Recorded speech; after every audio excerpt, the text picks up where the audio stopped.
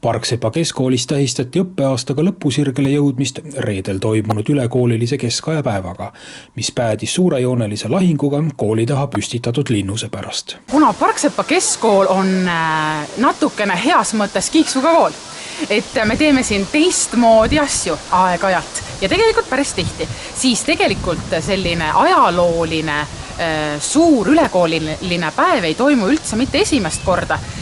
Meil on toimunud siin Kirumpää linnuse nii-öelda vallutamine mängult aastaid tagasi ja ka muinasajapäev. Ja kuna see on õpilastele väga meeldinud, siis see aasta tuli kuidagi see mõte koos ajalooõpetaja Andres Preidaksiga, et võiks jälle midagi sellist teha.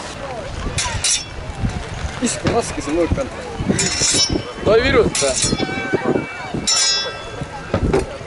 Keskajapäev koosnes ühtekokku 11 töötoast, kus valmistati relvi, pandi tööle kooli kiviheitemasin, katsuti rammu mõõgavõitluses, prooviti vibulaskmist, tapriviset, kuid leidus ka rahumeelsemaid tegevusi, näiteks tantsimine.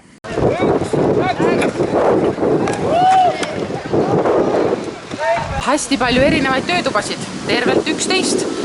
Relvakoda, mis siis on ära jaotunud omakorda veel sellisteks alamkodadeks, kus on odavise, tapriheide, poomivõitlus, mõõgavõitluse tutvustus, aga on ka ilusamaid asju, on näiteks tantsukoda ja on rõivakoda, aga nii nagu keskajapäeval ikka, eks ju, ja keskajal, et ilma relvadeta ei saa, siis valmistatakse täna mõõkasid samamoodi.